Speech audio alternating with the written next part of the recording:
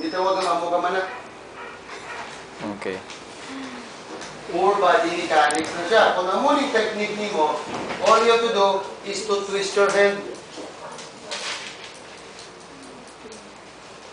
Okay. Number 1. So, ako na yung technique ha. Depende sa inyo kung i-adapt nyo siya na technique kasi komportable makamusi. Wala niya kaso sa akon. Now, if you create your own technique, wala niya pong kaso sa akon as long nga ma-perform ni mong exercise. Okay na. Number 1. Nga mag-move si sir sa shoulder during flexion and extension. Nga gina-twist yan eh. Nga gina-twist ko. Because once hindi ko siya pag-twist, sakit ini siya shoulders ng pasyente. Take a look kung perform mo ni. Din ang masapos magsaka sa kamot. Para mo ni, o kung paa mo na. Di na mas nag-orange. Paa mo na. Because during the time na mag-amo kasi ni, ang greater tuberosity sa imo humerus gabunggok sa acromion mo. That means kano siya. Amo ni siya, amo ni acromion, kada mo liso, gajam sa tunga. Yes. Sa tunga nila na, may bursa.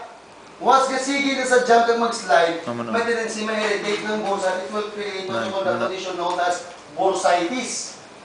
Ang reason kung nga pagsaka ay sina, ginatwist mo siya para manahog sa dalong. Intindihan nyo? Ang mga reason nga pag-amusin eh, ginatwist ko siya para ang bursa hindi mag-jump. So gano siya? Pag-amusin na, ginaliso siya, kasalop siya. Pagbalik mo, masaka naman siya liwat. Pag-twist mo, masalop naman siya. Compare kung di mo siya pag-twist, pag-amoy na, ma-jump siya. Amo na, mas good dahil sa pasyente, mag-amuni, compare sa mag-amuni. Okay. Now, this will be my moving arm at the same time my stabilizing hand sa wrist. Don't forget this. Kaptan. At the same time, number 2 sa points to remember in your range of motion exercise is known as the trick movement. Anong trick movement? Dapat ang shoulder will go into 0 to 180 flexion without bending the elbow. Amo na kung gina-stabilize mo siya. So that the movement will be concentrated on the shoulder region only.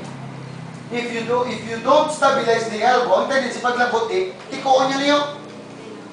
Di feeling mo, nalabot yung ulo niya, pero this is what you call a trick movement.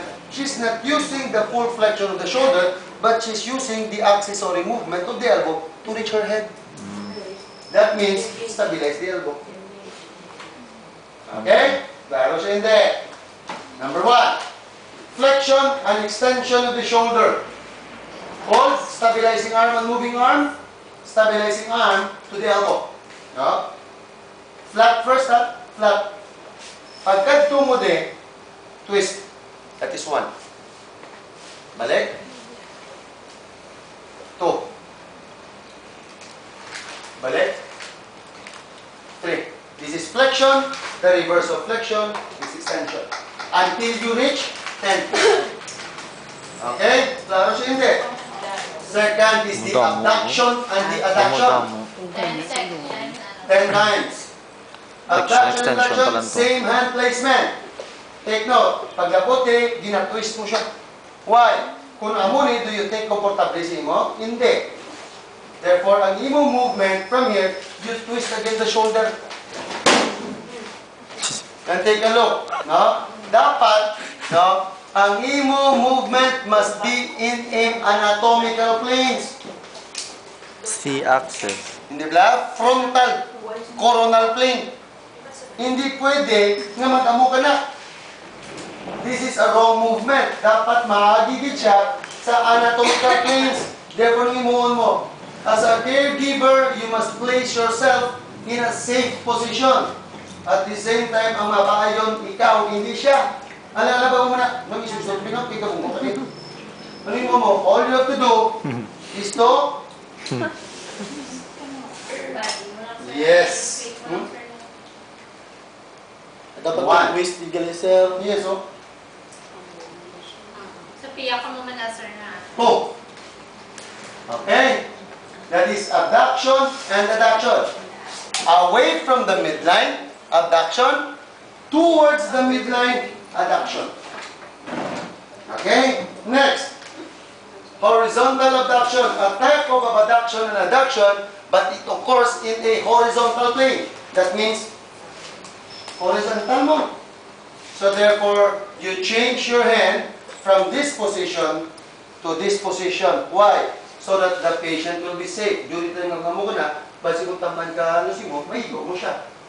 And then guys or ladies, don't go beyond the range. Such as i-push mo siya because painful man na sa mga babae nga dagputughan.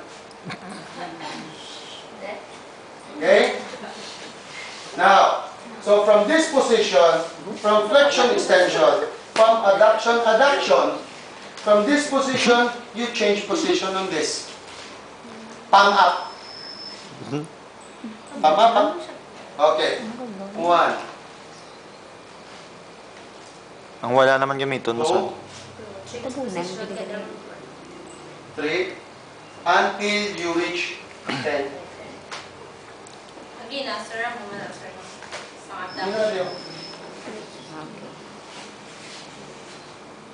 Okay. Next, external. Next is your external and internal rotation. You maintain this position. But, sa imo yung horizontal adduction and abduction, ang imo yung elbow, wala ka 90 degrees flex. So, he is in a neutral position.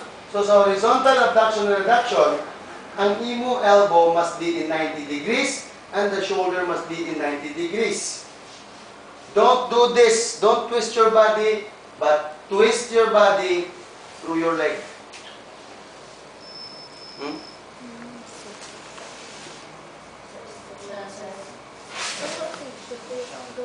External rotation, internal rotation. Ang question, nga, sakit ay. Okay. So, dito siya muna, external and internal rotation. Namating mo mayo. Simple ni siya ng exercise. So, talagang effectivity sini. Magtakod ka mo bra, pa muna. Diba? Mangalot ka mo ulo, muna. Gets nyo? So, internal rotation. Internal rotation, external rotation, internal rotation, external rotation until you reach 10. Now you are finished with the shoulder. You go back to your anatomical position. Okay? Maski ano pa ng exercise class, don't forget this. Now, sa imo, alin sa shoulder, you go now to the elbow. Ano ko hindi paglintan, sir?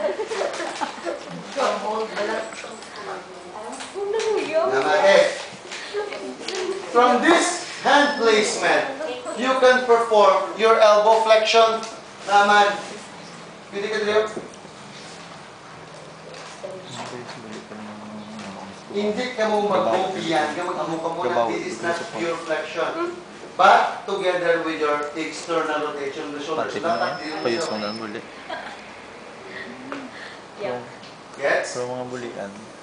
After sinat 10, you go now to the forearm. Hold. Pronation ko ng palad gapa. Supination ko ng palad kahigda. Pronation, supination, pronation, supination until you reach 10. Now, next we go to your wrist. You can do this or you can use this. Flexion, extension, flexion or extension, flexion, extension, flexion 10 times.